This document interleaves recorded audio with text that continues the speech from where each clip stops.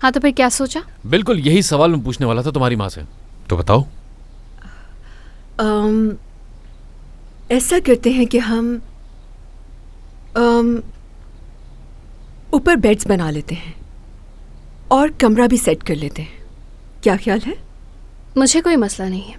एक बात पूछूं मैं तुमसे?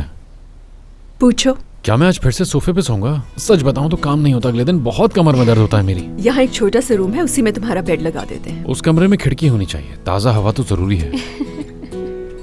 है, हद हो गई, ये कोई पूछने की बात है।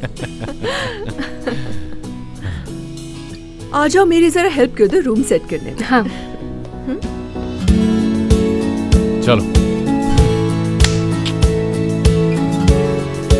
अच्छा टीवी का रिमोट। चलो खैर।